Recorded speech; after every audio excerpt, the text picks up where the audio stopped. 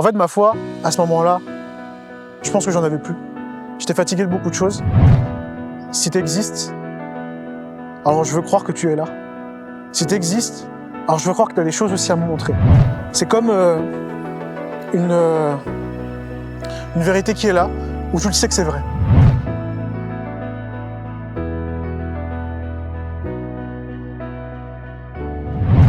Bonjour à tous, je m'appelle Pablo Calvache, j'ai 28 ans.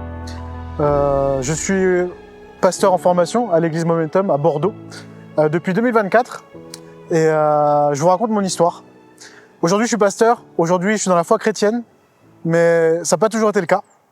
Je viens d'une famille de latinos, je suis né en Équateur, en Amérique latine, un pays assez particulier quand même. Souvent les gens ne savent pas où est-ce qu'ils se trouvent, mais je suis né là-bas, j'ai grandi jusqu'à mes 2 ans à peu près, et ensuite je suis arrivé sur Paris, dans le centre de Paris avec mes parents. Eux ils sont arrivés d'abord tous les deux en premier, ensuite mon grand frère, ensuite moi, puisqu'on est 3 frères et 3 sœurs. On est 6 enfants en tout, et avec tout son lot de défis que ça prend, tout son lot de complications que ça peut prendre pour une famille d'étrangers immigrés qui arrivent dans un nouveau pays. Le moment où je grandis, où je m'investis, enfin je prends connaissance du lieu, ok, ça peut pas être compliqué. Mais là où j'ai eu beaucoup de chance, c'est que je viens d'une famille chrétienne. Mon père et ma mère étaient chrétiens. Mon père était protestant, avec son grand-père, donc son père qui était protestant aussi et pasteur. Et ma mère, elle, pour le coup, était catholique. Et une fois qu'ils se sont rencontrés, ma mère s'est convertie et ils sont venus en France. Et mon père avait quelque chose en lui qui était que, Seigneur, je veux trouver une église, je veux trouver un endroit où je me sens attaché pour pouvoir aussi bénir mes enfants, bénir ma famille. Et c'est là où on a trouvé une église aussi de latinos sur Paris. Et puis j'ai grandi là-dedans. Je suis le deuxième. J'ai un grand frère qui a 5 ans, 7 ans de plus que moi. Et ensuite il y a mon petit frère, Benjamin, ma petite sœur Jiré, Rebecca, Anaïs. Et puis tout ce beau monde, on s'est déplacé ensuite du centre de Paris à la banlieue.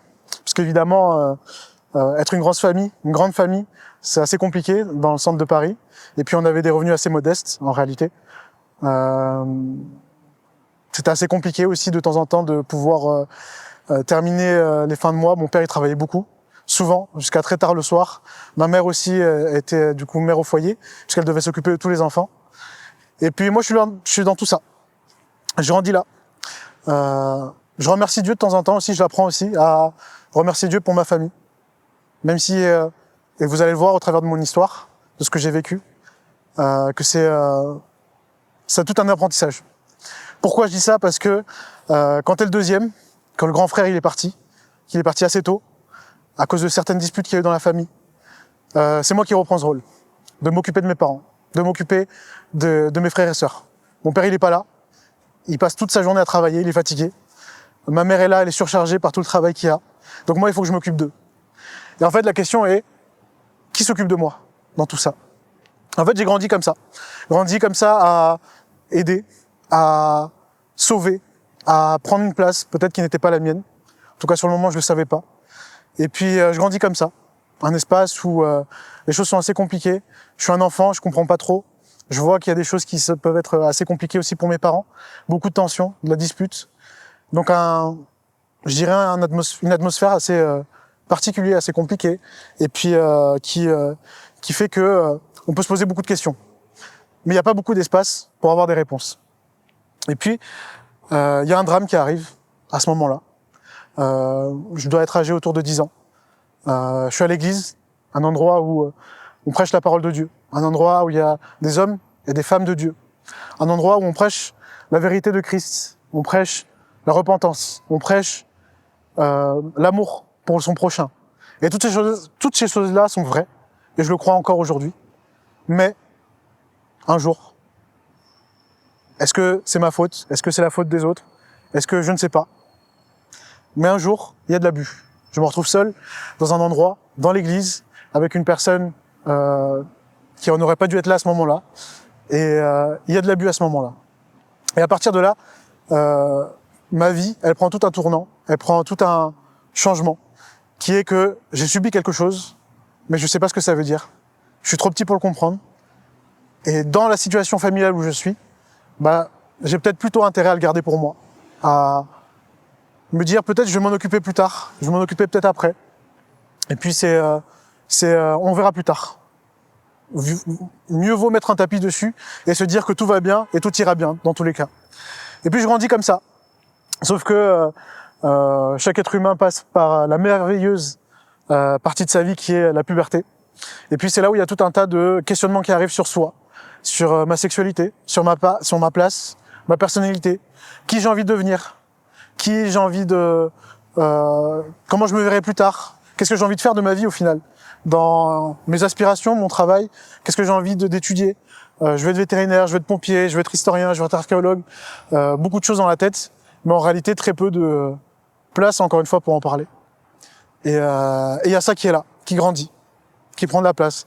Et puis qu'à un moment, je suis confronté à, ok, je vois que ça me travaille, je vois que j'ai un regard plutôt différent des autres. Je vois aussi que, ok, je me pose des questions. Mes amitiés au collège, elles sont assez particulières aussi. Et puis, je vois qu'il y a un décalage aussi qui se crée. C'est-à-dire que je peux être dans la cour de récré, je peux être avec des personnes qui vont parler d'un certain sujet, comme la sexualité par exemple. Malheureusement, c'est au collège qu'on en parle, hein. Pas forcément avec les parents, on voudrait. Mais en tout cas, à ce moment-là, c'est avec mes amis. Et puis, je vois qu'il y a un décalage.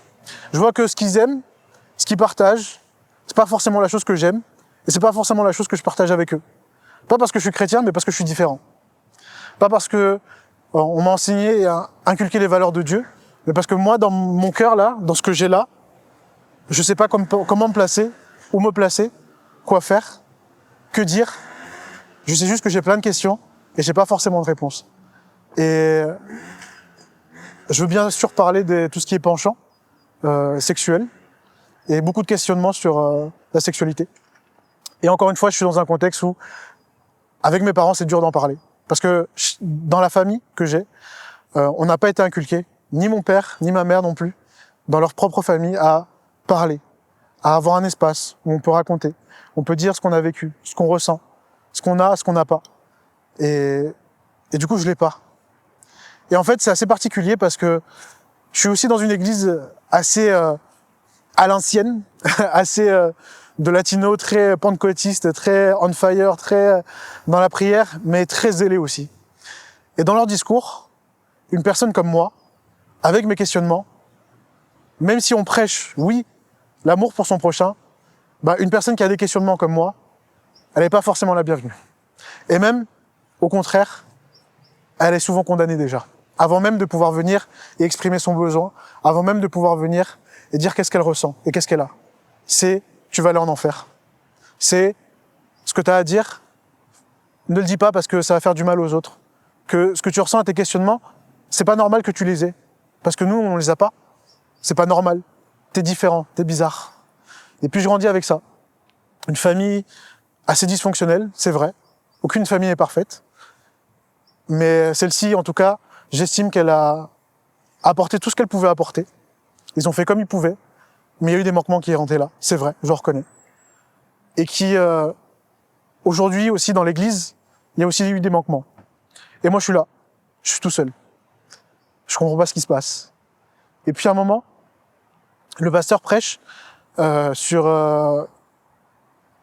la thématique de « cherchez, vous trouverez ». Et je sais que ça m'a percuté parce que il disait quelque chose d'assez intéressant. Il disait que Jésus, c'est comme un enfant qui fait exprès de se cacher. Sauf qu'un enfant qui se cache, c'est parce qu'il veut être trouvé. Parce que du moment où tu le trouves plus, il a plus envie de se cacher. Parce que ce qu'il veut, c'est partager des moments, c'est jouer avec la personne, c'est avoir ces moments de qualité avec la personne. Et ça m'a fait réfléchir. Je me suis posé la question de « Ok Jésus, t'es cette personne-là qui se cache, mais qui a envie d'être trouvée. » Et je pense que moi aussi, je peux avoir cette capacité à te trouver. Mais il faut que je te cherche. Et en fait, le pasteur a lancé un défi, il avait dit, c'était par là en 2013, il avait dit, si tu prends le temps ce soir, juste de demander qu'il soit là, qu'il soit vrai devant toi, et qu'il te dise qu'est-ce qu'il pense de toi, je suis sûr que tu vas le trouver. En fait, ces mots ont fait un cheminement dans ma tête et ça a résonné, c'est resté là. Et je me suis dit, peut-être que dans un monde possible, dans ce monde-ci, s'il y a au moins une personne qui devrait, en tout cas, être là pour moi, ce serait peut-être lui. Et donc, c'est ce que j'ai fait ce soir-là. J'étais dans ma chambre, j'étais tout seul, ça tombait bien. Et puis, j'ai dit quelques phrases juste très simples. Si tu existes, alors je veux croire que tu es là. Si tu existes, alors je veux croire que tu as des choses aussi à me montrer et à me dire. Tu as des choses aussi à me montrer. Est-ce que c'est moi, j'ai un problème? Est-ce que c'est mon entourage? Qu'est-ce que tu veux pour moi, en fait? Et en fait, à ce moment-là, j'ai fait cette prière-là. Ce sont les moments qui sont assez indescriptibles, où on essaie de mettre des mots quand même. Mais ce soir-là, j'ai vu personne, mais j'ai senti qu'il y avait quelqu'un avec moi. J'ai senti quelqu'un qui me disait, t'es pas rejeté. Là où les autres t'ont peut-être rejeté, là où les autres t'ont pas compris. Excusez-moi. Hein. Mais en tout cas, moi je te comprends. Et tu sais quoi? Je t'accepte aussi. Et tu sais quoi en plus? Viens on faire un chemin ensemble. Je me retrouve avec cette vérité-là en moi. Je peux pas te l'expliquer. Je peux pas te dire oui, je l'ai lu, oui. C'est comme une voix qui résonne. C'est comme une vérité qui est là, où tu le sais que c'est vrai. Tu sais que c'est réel, qu'il y a quelqu'un qui pense à toi et qui veut t'accompagner dans ce chemin-là. Et à partir de là, ça a été assez... il y a eu comme un shift, il y a eu comme un avant et après. L'année d'après, je me suis fait baptiser dans mon église en 2014. Et la seule chose que je comprenais et qui avait fait la différence, c'était oui, je sais qui m'aime, je sais qui m'a choisi. Et plus tard, la seule chose que je dois faire du coup, c'est donner ma vie en fait, c'est de le suivre. H24, c'est essayer de faire que depuis ce jour-là, quand je l'ai rencontré, quand il m'a rencontré, je décide de faire tout ce chemin avec lui, chaque jour. Et en fait, c'était clair, dès le départ, que je devais prendre ce temps-là avec lui, que je devais marcher avec lui, que je devais donner ma vie pour lui, en fait. Parce que je pense que ça valait le coup. Je pense. Et là, c'est comme ça que je démarre. J'y connais rien encore, j'ai beaucoup de questions encore, j'ai pas eu trop de réponses non plus, mais je savais que cette vérité, elle était là, et qu'elle faisait la différence, et qu'elle me permettait de me dire, c'est déjà suffisant pour marcher, et essayer de suivre ce Jésus-là, qu'on m'a vendu, qu'on m'a parlé, depuis que j'ai rencontré un soir. Je grandis, les questions sont là, je vois que je suis encore... je vois qu'il y a encore un peu comme un paradoxe, où je veux être avec Dieu, je veux marcher de Dieu, je commence à connaître qu'est-ce qu'il aime pas au travers de la Bible, au travers de ce qu'on peut me partager sur lui, au travers de... C'est un Dieu qui est plein de miséricorde, plein d'amour, mais aussi un Dieu juste, un Dieu saint, un Dieu qui veut le bien pour nous. Et pas ce que moi je pense qui est bien pour moi. Et donc il y a plein de questionnements qui vont sur comment est-ce que je me considère moi-même, comment je me vois moi-même, qu'est-ce que je pense de moi, et qu'est-ce que je veux encore. Les autres questions elles sont là, mais cette fois-ci j'ai une trajectoire qui est que Dieu qui me dit viens suis-moi. Je suis d'accord, ça veut tout et rien dire. Ça veut, je sais pas quoi faire, je suis en mode bah ouais, je suis là, je suis ici, mais qu'est-ce que ça veut dire? Et puis le fait que j'ai commencé à en parler à des amis de ce qui s'était passé, de mon vécu, des abus que j'ai pu avoir, ça a été un peu le déclic de je comprends maintenant ce que je dois faire. C'est aussi parler de ce que j'ai vécu, m'autoriser, avoir le droit de dire ok, voici ce que j'ai vécu, voici ce qui a été mal, voici que la culpabilité qui peut-être était sur moi et qui était sur moi, où je me disais que c'était ma faute, ben c'est pas à moi de la porter. C'est Jésus qui l'a pris, et ce sont les personnes qui ont fait du mal qui doivent porter ça. Pas moi. Moi, je suis une victime dans tout ça. Et je sais que Dieu cherche à me libérer en tant que victime. Et me remettre en tant que fils, me remettre en tant que personne qui suit Jésus. Et en fait, ça a été un chemin libérateur où j'en ai parlé avec cette personne qui, elle savait pas quoi dire, mais juste le fait d'en parler, ça m'a permis de me libérer.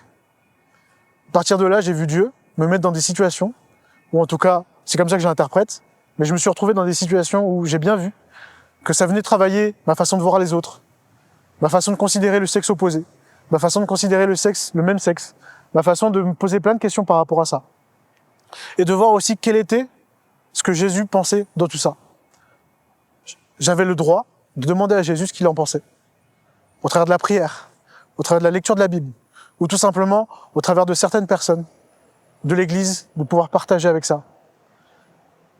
Et puis à un moment donné, j'ai bien vu que ça créait aussi... c'est fou parce que la vie chrétienne, c'est un peu comme des montagnes russes des fois, dans lesquelles il y a des hauts, dans lesquelles il y a des bas aussi. Mais dans tous ces moments-là, Dieu il est là, Dieu il est présent. Et en fait, à un moment, je suis arrivé à la question de... Je comprends pas ce qui se passe encore. J'ai l'impression de faire une rechute, alors que je pensais avoir bien avancé sur la vision de ce que j'avais de moi-même, de ce que j'avais des autres, de mes amitiés. Et puis en fait, je me suis rendu compte que c'était pas vrai, que j'avais une fausse vision, que plutôt que je me cachais plutôt derrière des excuses, je me cachais derrière des sentiments de ah non, vous êtes meilleur que moi, parce que moi, vous savez, je suis un peu humble dans tous les cas. Peut-être vrai, mais je pense que la raison était mauvaise. Et je pense que Dieu voulait aussi m'interroger sur ça. Et puis à un moment, j'arrivais dans ce fameux dilemme où ma foi, elle est éprouvée. Est-ce que finalement, tout ça, je me le suis inventé ou pas? Est-ce que finalement, tout ça, c'était quelque chose pour me rassurer ou pas? Est-ce que Jésus était vraiment là, finalement?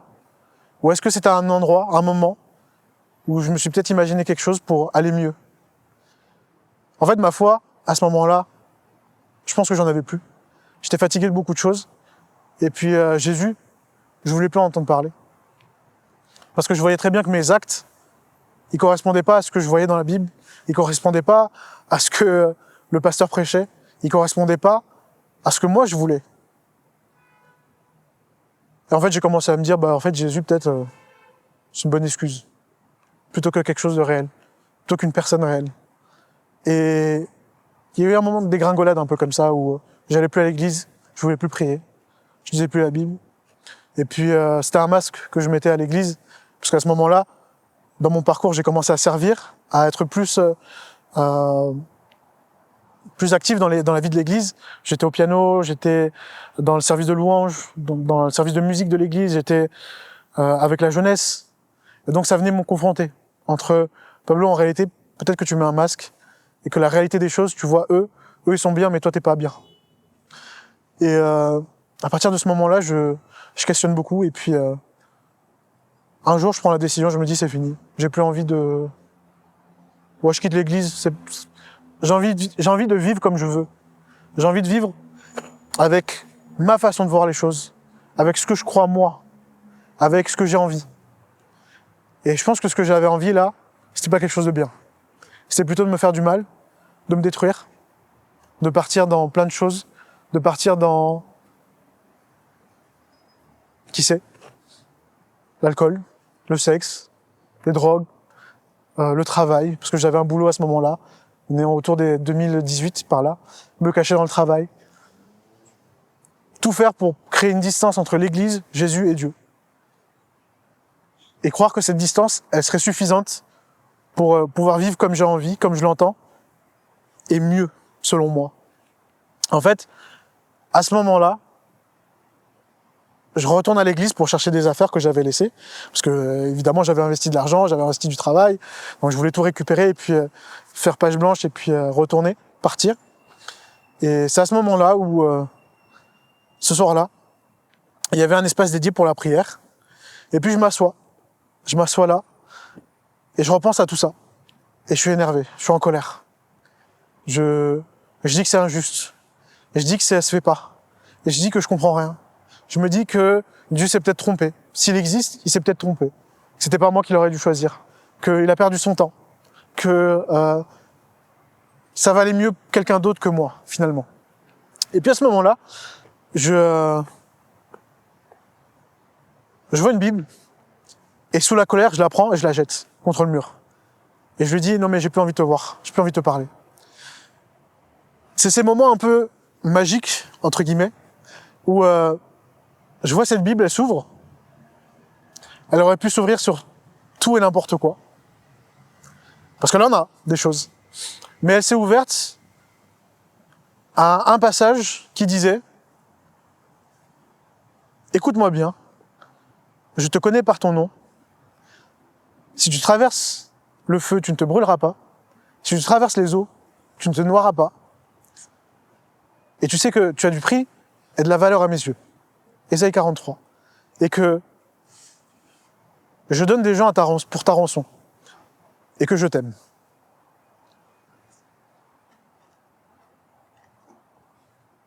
Ça a été le moment où, là où moi j'ai craché sur le visage de Jésus, lui il m'a accueilli avec de l'amour.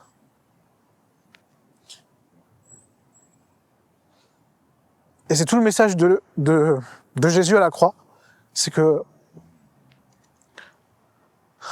là où il y a eu de la haine, lui il y a eu de la réponse d'amour. Donc, sur cette croix, il a dit, ils savent pas ce qu'ils font. Pardonne-les. Et je vous avoue, c'était comme une gifle. J'en pleure même là.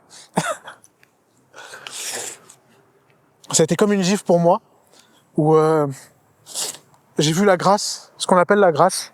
J'ai vu l'amour. J'ai vu ce qui était comme un cadeau, finalement, que je ne méritais pas. Et qui me disait, j'entends ce que tu me dis, tu sais quoi, je rejette pas ce que je t'ai dit au début, je te choisis, je t'aime bien, je t'aime, et viens, on continue à marcher ensemble. À ce moment-là, j'ai senti comme si on venait faire un électrochoc, comme si je revivais à nouveau. Comme si j'étais sorti d'un coma, d'un profond sommeil, et je venais de me réveiller. Je venais de sortir. Je venais ça y est, je respire à nouveau. Et puis, merci. Prenez le temps d'écrire de super commentaires pour l'équipe de production, ils sont incroyables. Et en tout cas, j'ai vu que c'était un moment où, en fait, je me rejetais pas, alors que moi j'avais envie de le rejeter. Et à partir de là, ça a été des moments où j'ai senti que je revivais, j'ai senti que j'ai appelé un ami directement sur le moment, et puis je lui racontais tout ça. Et lui-même, il était assez choqué parce qu'il voyait pas tout ça. Mais j'avais vraiment cette sensation de, ok, je respire à nouveau, je sens que quelque chose revient en moi. J'aimerais vous dire que du jour au lendemain, ça a été cool, que tout est réglé, mais c'est pas la réalité. Du jour au lendemain, ensuite, ça a été de me poser des questions. Ok, je sais que c'est réel, je sais que ce que j'ai vécu là, c'est pas quelque chose que j'ai inventé, c'est pas quelque chose qu'on m'a dit, qu'on m'a forcé, au contraire. J'ai vécu un truc vrai avec quelqu'un de vrai. Et donc, ça a été tout ensuite comme une renaissance où j'ai commencé à me poser des questions. Ok, Jésus, je veux prouver que tu as réellement existé. Je veux parler aux gens que tu as réellement existé. Je veux montrer aux gens que Jésus a réellement ressuscité d'entre les morts, que historiquement, c'est tout à fait valable, que tout à fait logique même l'existence de Dieu, au travers de l'univers, au travers de sa résurrection, au travers des différents témoignages qu'on a, au travers de ce que Dieu fait encore aujourd'hui, de ce qu'il a fait hier, et des gens qui vont encore être transformés demain, à partir de mon histoire, mais aussi à partir de ton histoire, de ton vécu avec Dieu. Et à partir de ce moment-là, j'avais qu'une chose en tête, c'était de réaffirmer ce que j'avais dit à Jésus.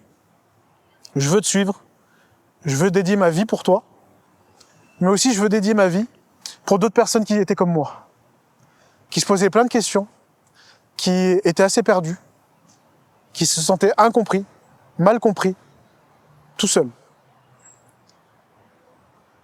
Parce que j'ai remarqué que moi, c'était mon cas, et j'ai vu que Dieu m'avait vu. J'ai vu que Dieu m'avait vu, il ne m'a pas ignoré, il savait ce que je vivais, et il est venu à ma rencontre. Et en fait, ça m'impulse aujourd'hui à aller à la rencontre de ces personnes-là aussi, qu'ils ont l'impression que personne ne les voit, mais que Dieu les a vus. Et que moi aussi j'ai envie de les voir. Parce qu'ils ont du prix et de la valeur. Tout comme moi aussi j'ai eu du prix et de la valeur pour Dieu. J'ai donc décidé de me former, de rentrer dans une institut biblique. J'ai déménagé en 2021 à Bordeaux, justement, à Momentum. Là, j'ai fait toute une formation théologique et puis je suis rentré dans le pastorat. Et à partir de là, j'ai commencé à à suivre des gens, à aider des gens, à prêcher, à parler de Jésus. Tout n'est pas réglé, c'est vrai. Mais aujourd'hui, j'ai parlé à mes parents sur ce qui était arrivé. J'ai parlé à des amis aussi, de ma relation avec eux, de ce que j'ai vécu. J'ai pu dire, exprimer aussi à mon église, mon vécu. Et aujourd'hui, je vois très bien que dans ce que je fais, je vois ces personnes-là qui sont toutes seules. Et je vais les voir. Et je leur pose juste la question de « Comment tu te sens ?» Tu sais quoi? Moi, je te comprends. Si je devais résumer tout ce que je viens de dire, oui, Jésus est réel. Oui, Jésus est une personne, est une réelle personne. C'est pas un concept, c'est pas une idée, c'est pas une histoire qu'on se raconte. Ça va au-delà de la tradition, ça va au-delà de l'histoire, ça va au-delà de juste un simple homme qui avait une bonne philosophie, un bon message à apporter. Ça va au-delà de tout ça.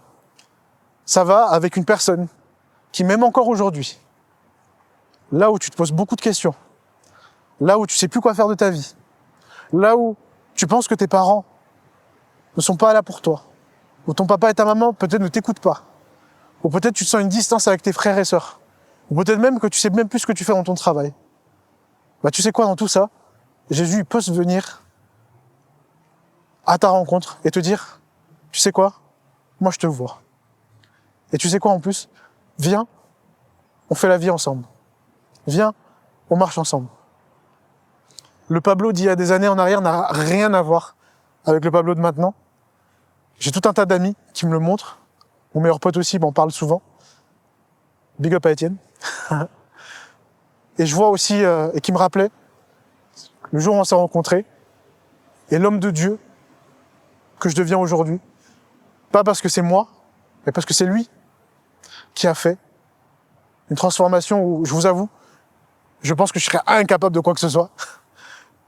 Mais parce qu'il a été là avec moi, que dans les moments de down, il a été quand même là, présent. Aujourd'hui, je suis encore là, je suis encore en vie. J'ai encore de l'espoir de me dire, demain sera forcément mieux qu'aujourd'hui. Mais aujourd'hui, qu'est-ce que je peux faire avec Dieu? Et j'ai envie de te faire cette invitation aussi. Aujourd'hui, si tu connais Jésus, si tu connais pas Jésus, c'est pas grave. Mais aujourd'hui, qu'est-ce que Jésus veut de toi? Et qu'est-ce que tu peux faire avec Jésus aujourd'hui? Pour demain, pour toi, pour ta famille, pour tes relations, mais surtout pour toi. Merci beaucoup de m'avoir écouté.